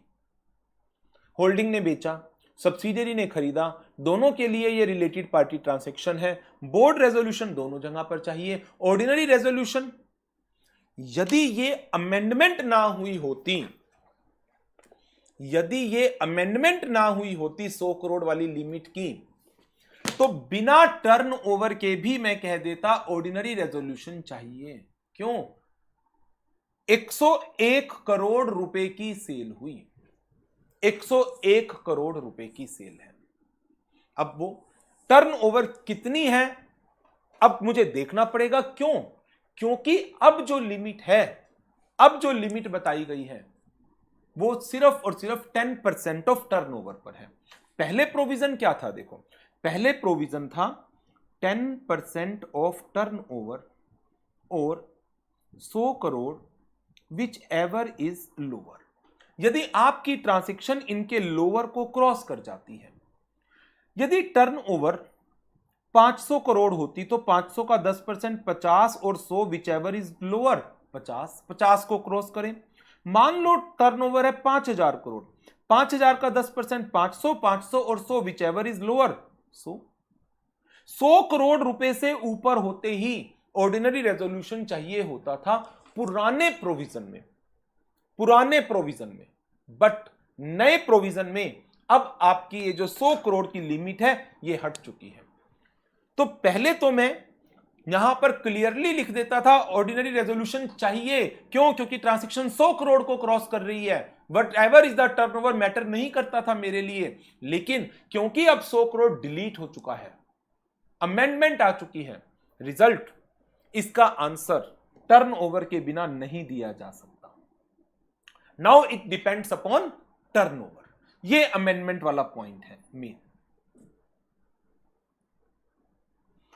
आगे बढ़ते हैं। Relative of director. अब ट्रांजैक्शन हो रही है डायरेक्टर के रिलेटिव के साथ और उसको सेल मैनेजर अपॉइंट किया गया है। अपॉइंटमेंट की गई है as a sales manager. Okay, किस रेम्युनरेशन पर? 1.5 लाख पर मंथ पर। यदि डायरेक्टर को ही आप अपॉइंट करते हैं तो क्या आप डायरेक्टर को ओवर एंड अबव दे रहे हैं? अब उस डेफिनेशन को देखने की जरूरत पड़ जाती है। क्या आप डायरेक्टर को ओवर एंड अबव दे रहे हो, लेकिन डायरेक्टर के अलावा कोई और पर्सन है, individual, firm, company, body, corporate, वहां पर तो एनीथिंग, कुछ भी दे रहे हो आप। ओके, 1.5 लाख रुपए पर मंथ, ठीक है। ये section 188 clause 1 subsection 1 clause F में फॉल कर गई transaction. Appointment to any office और प्लेस ऑफ प्रॉफिट, बोर्ड की अप्रूवल चाहिए। लेकिन क्या रूल नंबर 15 में लिमिट क्रॉस हो रही है? 2.5 लाख से ज्यादा है? नहीं। Result, ordinary resolution not required, ordinary resolution not required. और बोर्ड रेजोल्यूशन क्यों रिक्वायर्ड था? इट इज ए ऑफिस और प्लेस ऑफ प्रॉफिट्स। लेकिन यदि रेम्युनरेशन होता 2.6 lakh per month, means 2.5 lakh से ज्यादा, तब बोर्ड रेजोल्यूशन भी चाहिए क्योंकि ये ऑफिस और प्लेस ऑफ प्रॉफिट है, और ऑर्डिनरी रेजोल्यूशन भी चाहिए। रीजन, रूल 15 की थ्रेशोल्ड क्रॉस हो रही है। लास्ट एग्जांपल पर चलते हैं। कंपनी के डायरेक्टर के साथ ट्रांजैक्शन की जा रही है और डायरेक्टर को अपॉइंट किया जा रहा है एज द कंपनी सेक्रेटरी। तीनों केसेस देखते हुए सोचिए क्या ये आंसर सही है?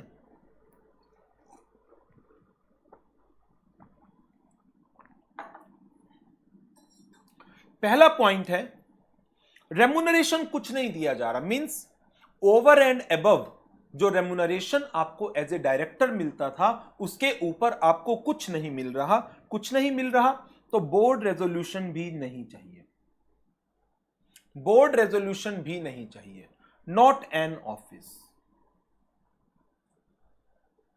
ऑर्डिनरी रेजोल्यूशन भी नहीं चाहिए।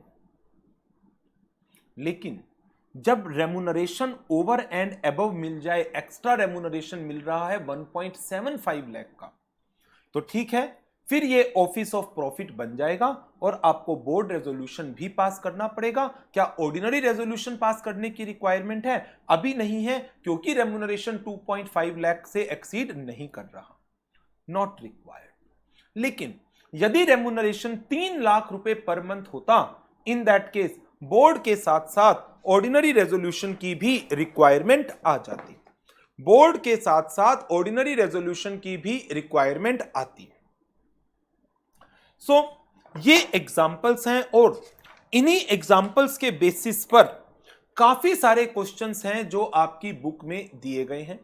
कुछ क्वेश्चन स्टडी मटेरियल के हैं, जो स्टडी मटेरियल के अंदर भी क्वेश्चंस हैं वो सारे इनकॉर्पोरेटेड हैं इसके अंदर, आरटीपीस के, पास्ट एग्जाम्स के, as well as mock test paper के। तो इसमें सारे क्वेश्चंस ये दिए हुए हैं कि एक डायरेक्टर एक कंपनी का दूसरी कंपनी में अपॉइंट हो रहा है, तो इस तरीके से ये आपको केस स्टडी सारी कवर अप करनी है बुक में से। मैं एक बार आपको पूरा कॉन्सेप्ट करा दूं तो इसके एक दो लेटेस्ट क्वेश्चन मैं भी आपको प्रैक्टिस करा दूंगा। तो नाउ अब देखिए, इन प्रोविजंस के साथ मेरा रिलेटेड पार्टी का जो सेकंड पॉइंट था वो भी कवर हो गया।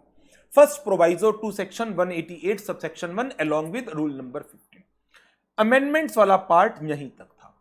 जो स्टूडेंट्स इस क्लास को अमेंडमेंट्स के पर्सपेक्टिव से देख रहे हैं, क्योंकि मैं अमेंडमेंट्स वाले स्टूडेंट्स को भी यही क्लास दे रहा हूं, वो इसके बाद के टॉपिक्स को छोड़ना चाहें छोड़ सकते हैं, क्योंकि वो ऑलरेडी उन्होंने पढ़े हुए हैं।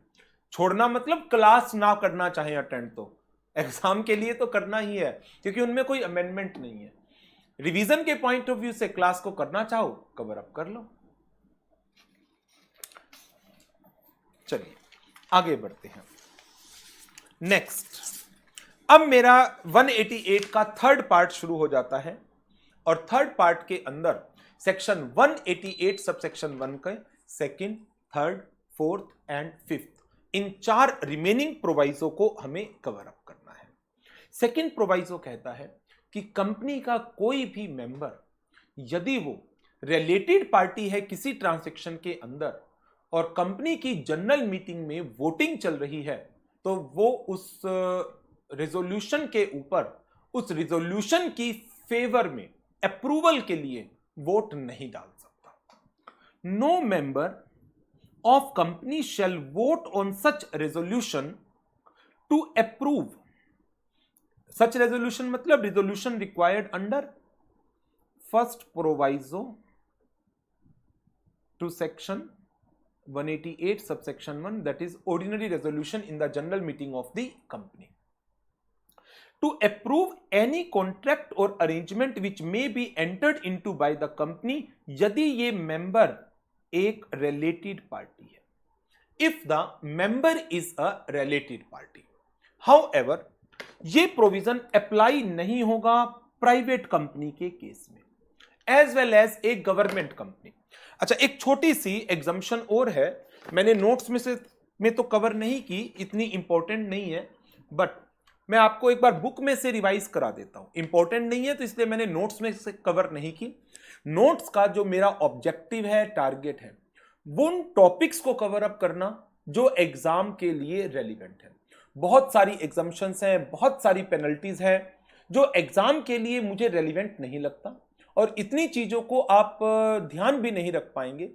तो बेशक कोई एग्जम्पशन है लेकिन रेलिवेंट नहीं लगती तो मैं क्लास नोट्स में उनको कवर नहीं करता। हाँ, बुक में सब मिलेगा आपको, तो बुक में से मैं आपको वो एग्जम्पशन करा देता हूं।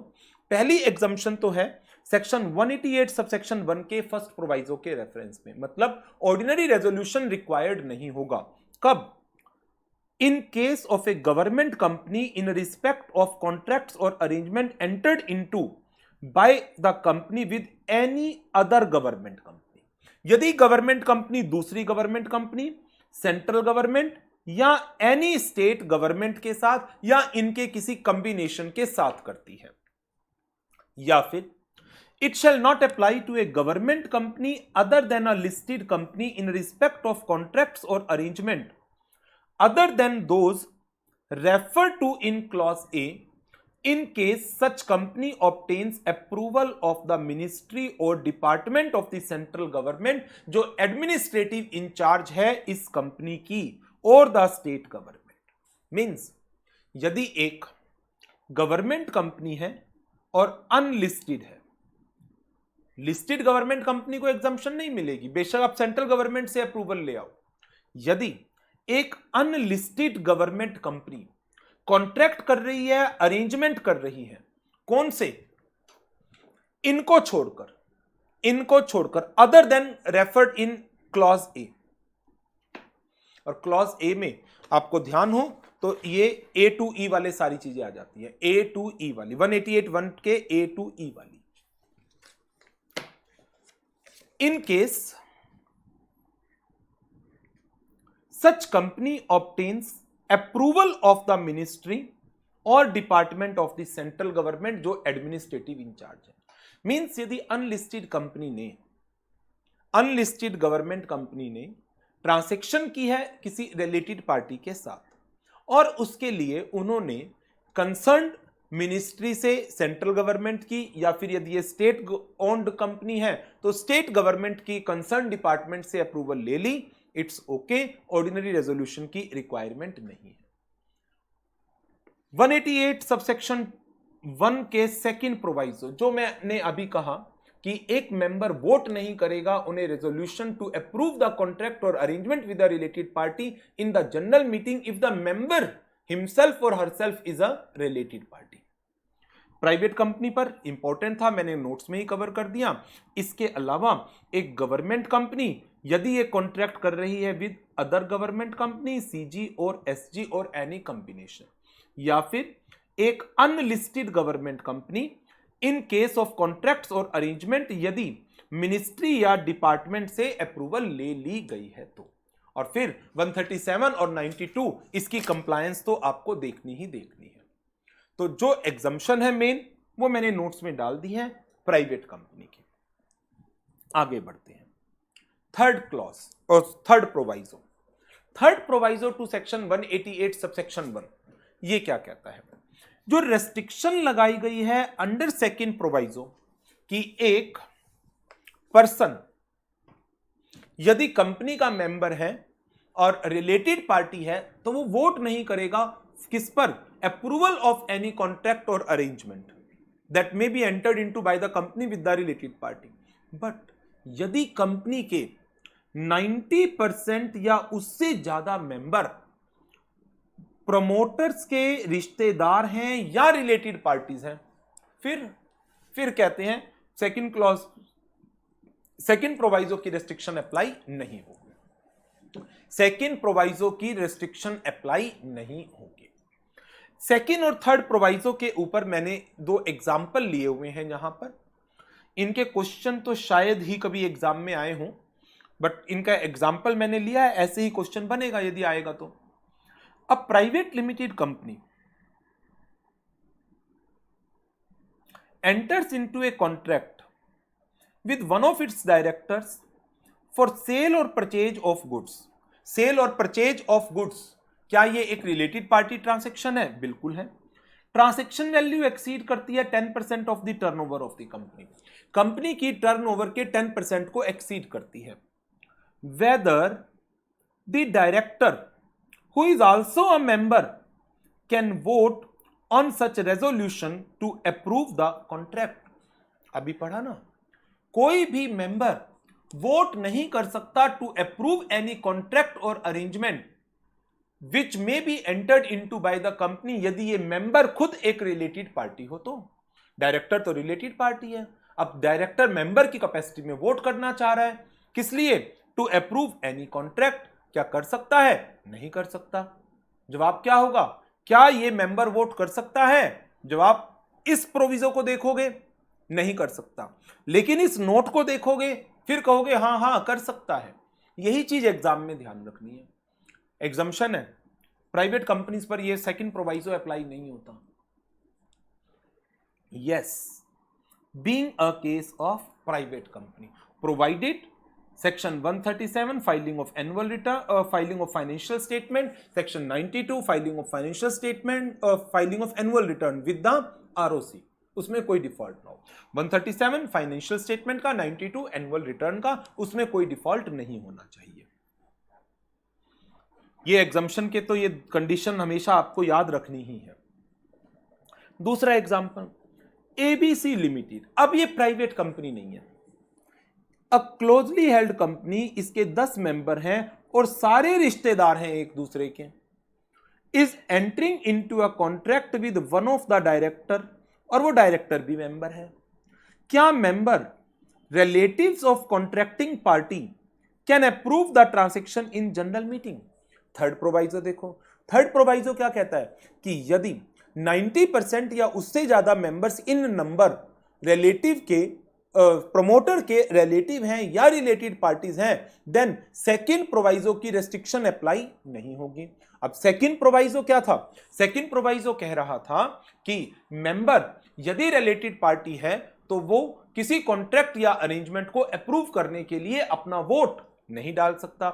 लेकिन अब जो हमारा थर्ड प्रोवाइजो है उसने कहा सेकंड प्रोवाइजो की रेस्ट्रिक्शन अप्लाई नहीं होगी।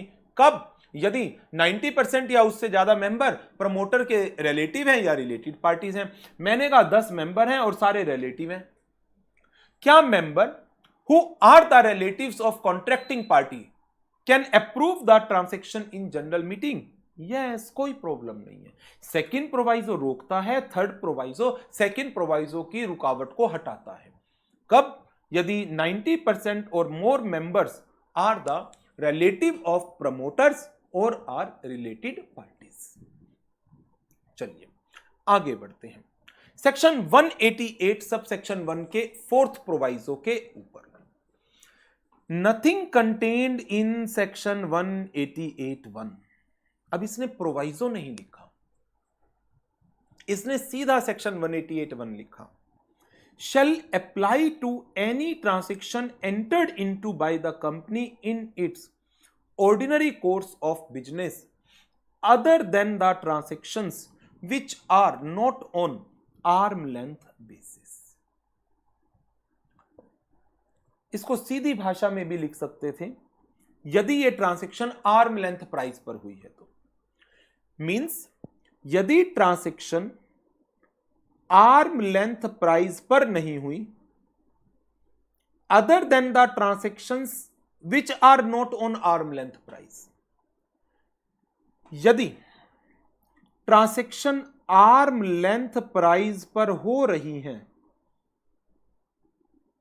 इन that case 188(1) shall not apply।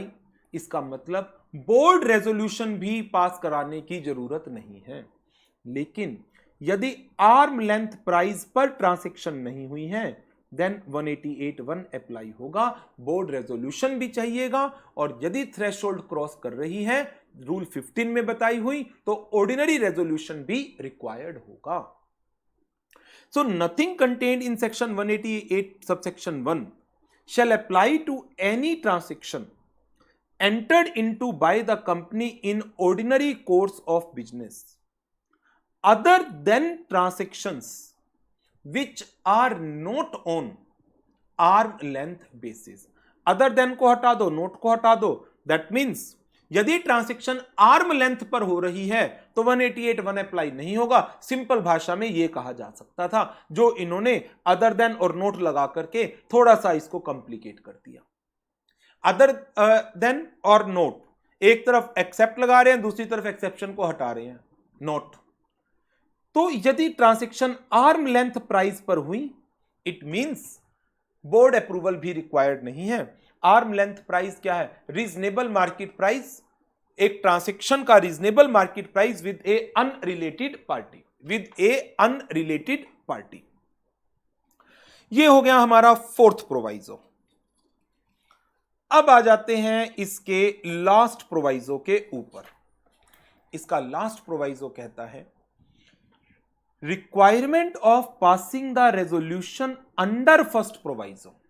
अब फर्स्ट प्रोवाइजो में कौन सा रेजोल्यूशन है? OR है। शैल not be applicable for transaction जो एक होल्डिंग कंपनी अपनी होली ओन्ड सब्सिडियरी के साथ कर रही है। For transaction entered into between a holding and it's wholly owned subsidiary, condition है होली ओन्ड सब्सिडियरी के अकाउंट्स कंसोलिडेट किए जा रहे हैं in the accounts of holding company, whose accounts are consolidated with such holding company and placed before the shareholders at the general meeting for approval. So ये हो गया हमारा fifth proviso and all about section 188 subsection 1. सो अब जल्दी से एक quick revision बहुत fastly 188(1) की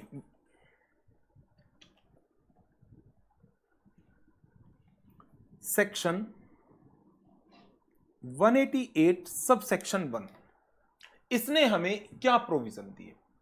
इसने कहा बोर्ड की consent in meeting of the board required होगी एक रिलेटेड पार्टी के साथ किए गए किसी कॉन्ट्रैक्ट या अरेंजमेंट के अंदर, यदि वो कॉन्ट्रैक्ट या अरेंजमेंट इन 7 क्लॉजेज में कहीं पर भी फॉल कर जाता है तो। ये 7 क्लॉजेज क्या है? सेल और परचेज और सप्लाई ऑफ एनी गुड्स और मटेरियल, सेलिंग और अदरवाइज डिस्पोजल और buying property of any kind, leasing of property of any kind, availing or rendering of any services,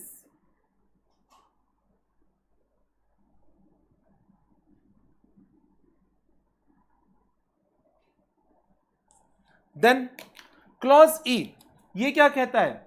appointment of an agent, किस लिए? For sale, purchase, supply और rendering of any goods, material, services, property of any kind. Clause F इसने क्या कहा? Clause F ने कहा appointment to any office of और place of profit in company, subsidiary and associates, और last आ गया अंडर राइटिंग का, underwriting of any security और डेरिवेटिव। और ये बोर्ड इसको अप्रूव करेगा सब्जेक्ट टू सम कंडीशंस, और कंडीशंस कितनी हैं? 2 कंडीशन है जो किसने लगा रखी हैं? रूल नंबर 15 ने। नंबर 1, एजेंडा के अंदर कुछ स्पेसिफिक डिस्क्लोजर्स का होना जरूरी है, एंड नंबर 2, यदि कोई डायरेक्टर इंटरेस्टेड है वो प्रेजेंट नहीं होगा in the meeting at the time when this agenda item is being discussed. Now इसके बाद सेक्शन 188(1) के अंदर 5 प्रोवाइजो आ गए। फर्स्ट प्रोवाइजो इसने कहा ऑर्डिनरी रेजोल्यूशन रिक्वायर्ड होगा इन जनरल मीटिंग, लेकिन इसके लिए थ्रेशोल्ड लिमिट रूल नंबर 15 ने बता दी। रूल नंबर 15 ने इन क्लॉजेस के लिए क्या क्या लिमिट बताई? 188(1)(a) के रेफरेंस में 188(1)(a plus E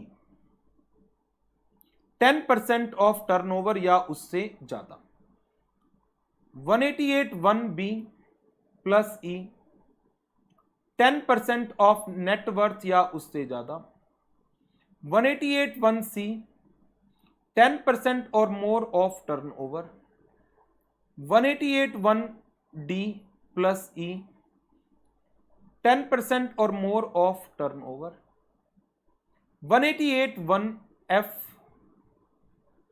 2.5 lakh exceeding, 188(1)(g exceeding 1% of net worth.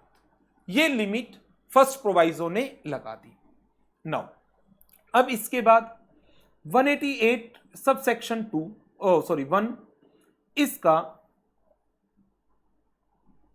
Second proviso, इसने कहा यदि एक मेंबर रिलेटेड पार्टी है तो वो वोट नहीं कर सकता for approval of a related party transactions in the general meeting, वो वोट नहीं कर पाएगा। थर्ड प्रोवाइजो ने कहा सेकेंड प्रोवाइजो की रेस्ट्रिक्शन अप्लाई नहीं होगी यदि 90% या उससे ज्यादा मेंबर रिलेटेड पार्टी हैं या प्रमोटर्स के रिलेटिव हैं। फोर्थ प्रोवाइजो, इसने क्या कहा? इसने कहा यदि एक ट्रांजैक्शन आर्म लेंथ प्राइस पर हुई है देन 188(1) ही अप्लाई नहीं होगा, मींस बोर्ड अप्रूवल भी रिक्वायर्ड नहीं होगी। फिफ्थ प्रोवाइजो, इसने क्या कहा? ऑर्डिनरी रेजोल्यूशन रिक्वायर्ड नहीं होगा, 188(1) का फर्स्ट प्रोवाइजो अप्लाई नहीं होगा, 188(1) का फर्स्ट प्रोवाइजो अप्लाई नहीं होगा यदि ट्रांजैक्शन होल्डिंग और इसकी होली ओन्ड सब्सिडियरी के बीच में चल रही है। तो ये हमारी सारी की सारी डिस्कशन थी ओवर सेक्शन 188 सबसेक्शन 1 के ऊपर। अब बढ़ते हैं इसके कुछ और छोटे छोटे सेक्शंस के ऊपर।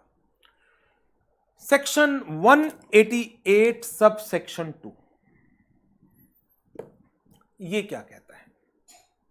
बहुत सिंपल से पॉइंट है। एवरी कॉन्ट्रैक्ट और अरेंजमेंट जो भी सेक्शन 188(1) के अंदर हुआ है उसको आप बोर्ड रिपोर्ट के अंदर रेफर करेंगे जो बोर्ड रिपोर्ट मेंबर को दी जाती है along with the justification for entering into such contract। फिर बात आ जाएगी सेक्शन 188 सबसेक्शन 3 की। 188 सबसेक्शन 3 इसके ऊपर एग्जाम में क्वेश्चन भी आया हुआ है।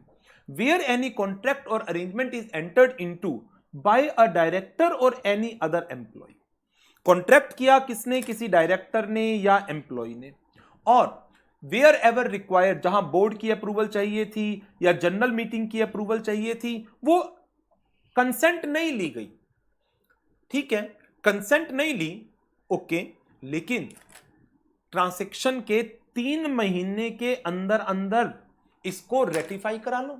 जहां पर खाली बोर्ड की जरूरत थी बोर्ड से रेटिफाई करा लो, जहां पर board as well as general meeting की जरूरत थी वहां पर दोनों से रेटिफाई कराओ। And if it is not ratified by the board और as the case may be by the shareholder, कितने पीरियड में? Within 3 months from the date on which such contract or arrangement was entered into। 3 महीने में भी आपने इसको ratify नहीं कराया देन ये कॉन्ट्रैक्ट क्या मान लिया जाएगा? Void able. किसकी ऑप्शन पर? जिसकी अप्रूवल आनी थी फाइनल, या तो बोर्ड की फाइनल अप्रूवल थी, थ्रेशोल्ड क्रॉस नहीं हो रही, तो कंपनी की फाइनल अप्रूवल थी, थ्रेशोल्ड क्रॉस हो रही थी, तो बोर्ड और as the case may be of the shareholder. हम इस कॉन्ट्रैक्ट को वॉइड एबल मानेंगे at the option of board और शेयर होल्डर। और यदि इस कॉन्ट्रैक्ट के अंदर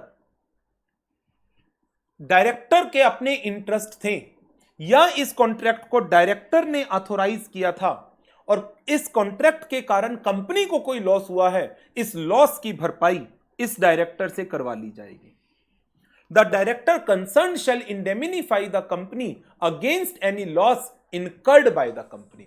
यदि कंपनी को कोई लॉस होता है तो। Thereafter फिर आगे बात हुई सेक्शन 188 सबसेक्शन 4 आ गया। सेक्शन 188 सबसेक्शन 4 इसने क्या कहा? इसने कहा without prejudice to anything contained in section 188 subsection 3। 188(3) में जो भी इंडेमिनिफिकेशन की बात है, ठीक है, वो तो चलेगी ही चलेगी। इसके अलावा भी कंपनी के अधिकार हैं। और कंपनी के अधिकार किस चीज के हैं?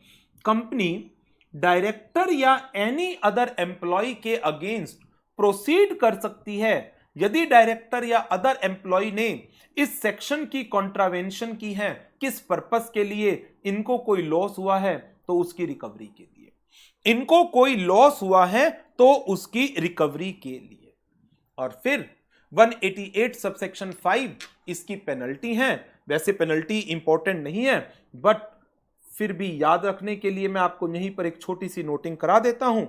यदि लिस्टेड कंपनी है तो डायरेक्टर या अदर एम्प्लॉय जो भी गिल्टी पर्सन है, डायरेक्टर और अदर एम्प्लॉय जो गिल्टी पर्सन है उसको जेल की सजा, इम्प्रिजनमेंट, कितनी? Up to 1 year.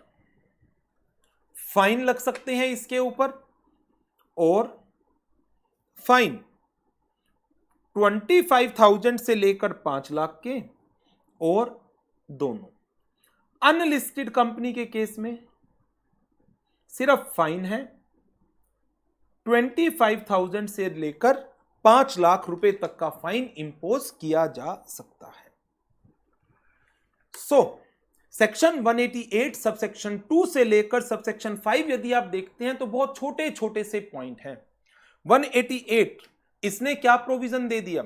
इसने तो सिंपल हमें क्या कहा कि यदि 188(1) के अंदर कोई भी कॉन्ट्रैक्ट हुआ है तो उस कॉन्ट्रैक्ट का रेफरेंस डायरेक्टर्स की रिपोर्ट में आना चाहिए along with the justification for this contract. Thereafter 188 subsection 3 इसने कहा यदि कोई भी कॉन्ट्रैक्ट कंपनी के किसी डायरेक्टर या किसी भी एम्प्लॉय ने किया है इन contravention of the provisions of this section and उस कॉन्ट्रैक्ट की रेटिफिकेशन नहीं कराई गई within a period of 3 months from the date of such contract or arrangement, किससे? From the board of director or the shareholder as the case may be, then that contract is voidable at the option of board or shareholder as the case may be. And in a relation to that contract, यदि company के कोई loss हुए हैं तो concern director will indemnify the company against the loss. Then 188 subsection 4 इसने कहा कि without prejudice to the provisions of section 188 subsection 3, company has a right to proceed against the director or any other employee जिसने इस contract को execute किया है in contravention of the provisions of this section, that is section 188, for the purpose of recovery of any losses. And 188 subsection 5 penalty का है। Listed company के case में director और अदर एम्प्लॉइज को 1 साल तक की जेल, 25,000 से 5 लाख तक का फाइन या दोनों लगाए जा सकते हैं। अनलिस्टेड कंपनी के केस में सिर्फ फाइन है 25,000 रुपीज से लेकर 5 लाख रुपीज तक का। So this is all about section 188 related party transaction along with its related amendments of rule number 15. Now, अब मैं आपको इसके लेटेस्ट क्वेश्चंस जो हैं वो करा देता हूं। लेटेस्ट क्वेश्चन एक तो मई 19 के एग्जाम में आया हुआ है, एक नवंबर 18 के एग्जाम में आया हुआ है। चलो नवंबर 18 के एग्जाम से शुरुआत करते हैं।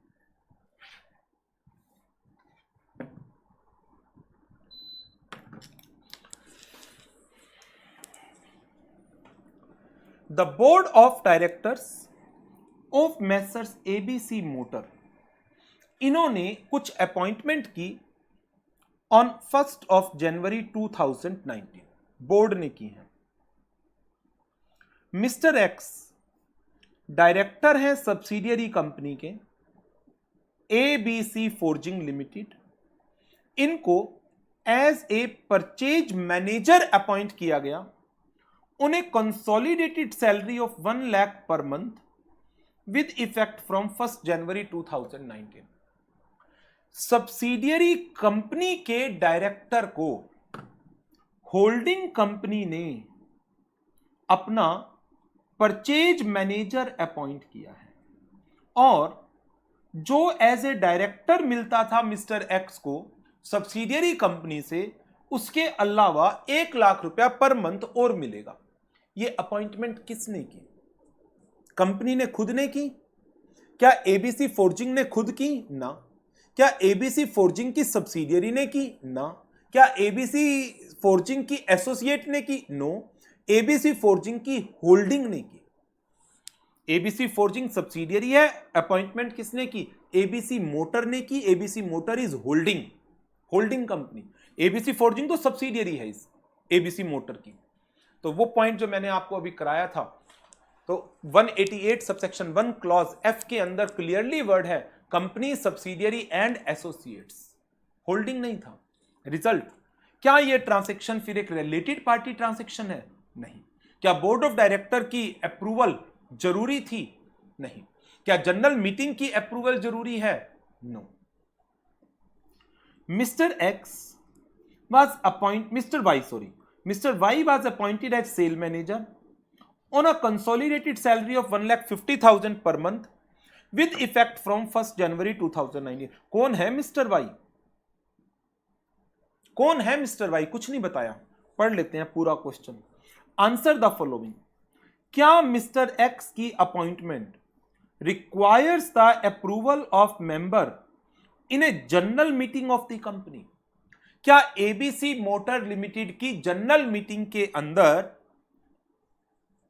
रिजोल्यूशन पास कराना है मेंबर से मिस्टर एक्स की अपॉइंटमेंट का? Not required.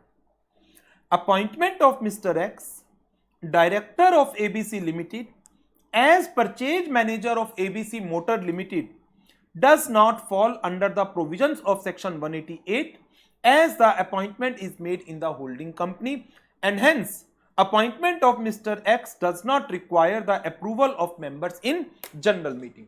इसका कंप्लीट आंसर वो आप क्वेश्चन बैंक में से कवर अप कर सकते हैं। इसमें तो मेन हिंट ही अवेलेबल होते हैं। पहले आप इसका डिटेल्ड प्रोविजन देंगे, लीगल प्रोविजन मेंशन करेंगे, सारा लीगल प्रोविजन जो सेक्शन 188 का है वो इसके क्वेश्चन नंबर 67 में दिया हुआ है सारा। 173 में, सॉरी, ये रहा लीगल प्रोविजन, वही सातों ट्रांसैक्शन का reference.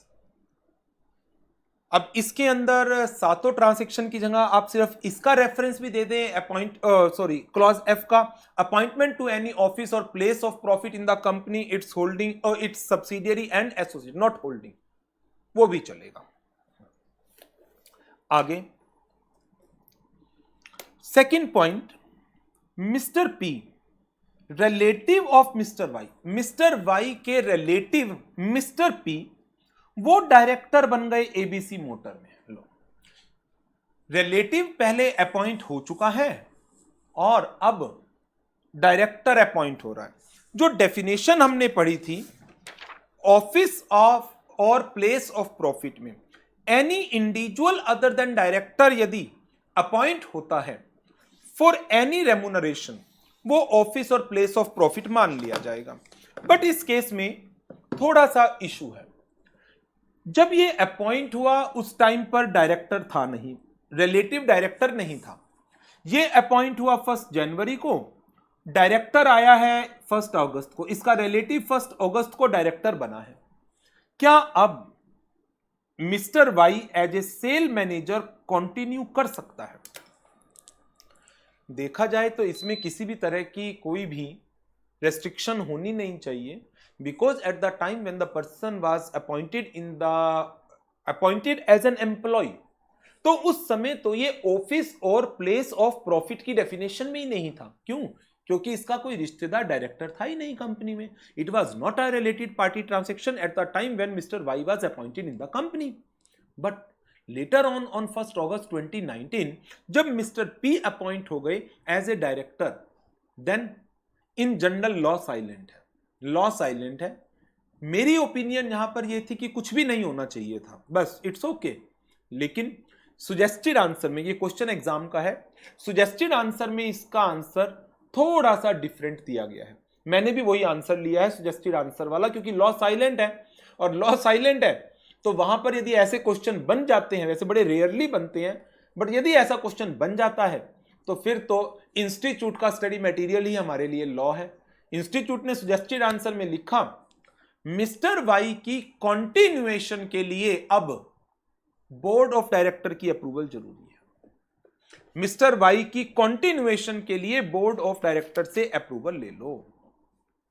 Appointment of mister Y as sale manager of ABC Motor Limited does not fall under the provisions of section 188 at the time of appointment, as Mr. Y is not related to any director of the company. However, continuation of Mr. Y as sales manager will lead to conflict of interest and will affect the continuation unless ratified by the board. तो इसलिए board की ratification की बात इन्होंने कही है। चलिए next question पर चलते हैं। ये क्वेश्चन आया है मई 19 के एग्जाम में 6 मार्क्स का। मेसर्स ट्राई स्टार लिमिटेड एक unlisted public limited company, annual turnover 700 crore, enter into a contract of purchasing of raw material from messrs PTC private limited during the year 2018 Messrs try star limited ने annual turnover 700 crore एक contract किया है raw material purchase का PTC private limited के साथ। Try star ने mister Sudhir को, जो कंपनी के डायरेक्टर थे, एक्ट करने के लिए ऑथोराइज किया on behalf of the company. Mister Sudhir is also one of the member of PTC private limited. एक प्राइवेट कंपनी जिसमें कंपनी का डायरेक्टर, ट्राई स्टार का डायरेक्टर इस पीटीसी प्राइवेट लिमिटेड का मेंबर है, तो क्या ये रिलेटेड पार्टी हो गई? बिल्कुल हो गई। मिस्टर सुधीर ने इस ट्रांजैक्शन को 85 करोड़ की ट्रांजैक्शन को किया and entered into the contract.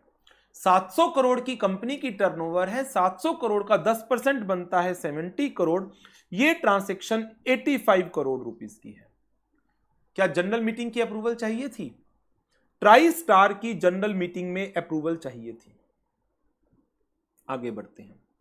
After a few transaction executed under the contract, the board of Messrs TriStar find degradation in the quality of raw material supply.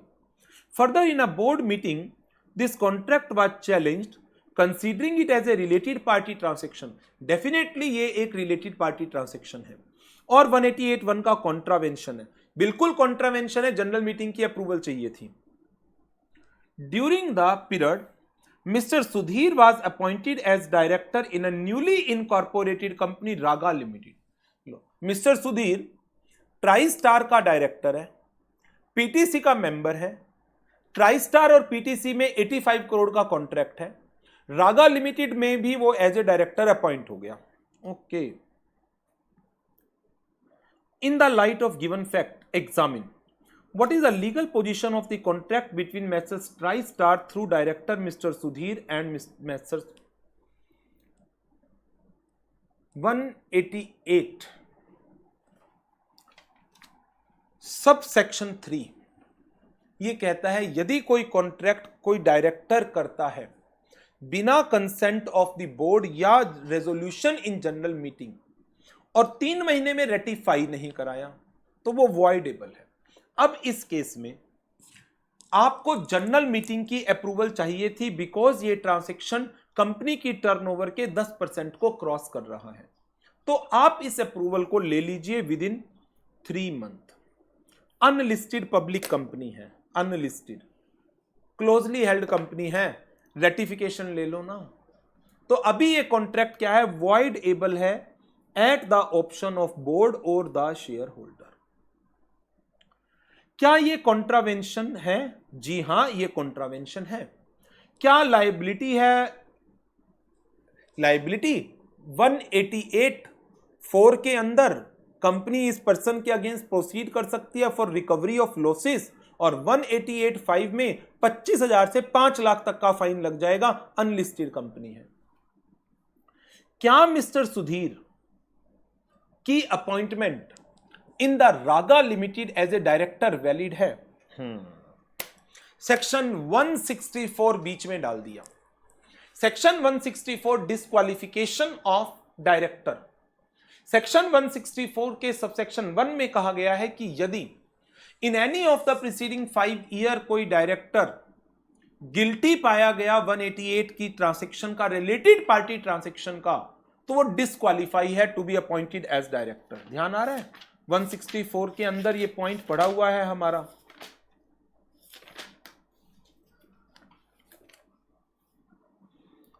Section 164 subsection 1 clause ji, a person who has been convicted of an offense dealing with the related party transaction under section 188 at any time during the last preceding 5 years। तो अब इसके answer में करना क्या पड़ेगा? इस question के answer में what is to be done? क्या मिस्टर सुधीर कंटिन्यू कर सकते हैं as a director in Raga limited? Yes. क्यों? कन्विक्ट थोड़ी हुए अभी तो कॉन्ट्रैक्ट वॉइडेबल था। क्या कोई कन्विक्शन अराइज हुई है? जब तक कन्विक्ट नहीं होता तब तक ये कंटिन्यू कर सकता है, कोई दिक्कत नहीं है। इसका डिटेल्ड आंसर 188(1) का प्रोविजन आ गया, रूल 15 की बात आ गई, 10% की लिमिट आ गई। पहले आप प्रोविजन दो, फिर कंक्लूजन दो। फिर इसका सेकंड केस आ गया, क्या 188 की कॉन्ट्रावेंशन हुई है? बिल्कुल कॉन्ट्रावेंशन हुई है। और क्या लायबिलिटी है? 188(3) के अंदर कॉन्ट्रैक्ट वॉइडेबल है और concern director will indemnify the company against the losses. 188(4) में कंपनी का राइट है to proceed against the concern person. And 188(5) के अंदर पेनल्टी 25,000 से 5,000 की और 5 लाख की। तीसरा पॉइंट, क्या mister Sudhir as a director continue कर सकते हैं in Raga? As per section 164, a person shall not be eligible for appointment as director who has been convicted of an offense of dealing with related party transaction at any time during the last preceding 5 years. इस case में convict थोड़ी हुआ है, कोई court ने कोई सजा थोड़ी सुनाई है। Only levied with the penalty against the offenses dealt with related party transaction, so he can be appointed as a director in Messrs Raga Limited. So this is all about section 188 related party transactions का। और इसके साथ I think नहीं, हाँ I think क्या, फिर तो ठीक ही कह रहा हूं कि चैप्टर लगभग पूरा नहीं, लगभग पूरा। बचे हुए क्या है, कुछ छोटे छोटे सेक्शन है, 187, 189 से 193, वो नेक्स्ट लेक्चर में लेकर के खत्म कर देंगे, ये चैप्टर फिनिश हो जाएगा। सो इस सेशन को यहीं पर खत्म करते हैं। सेक्शन इंपॉर्टेंट है मल्टीपल चॉइस क्वेश्चन के लिए, इंटीग्रेटेड केस स्टडीज के लिए, as well as descriptive case studies के लिए भी अच्छी तरह से प्रोविजंस को रिवाइज करना और क्वेश्चंस की प्रैक्टिस जरूर करिएगा। Thank you very much and good bye.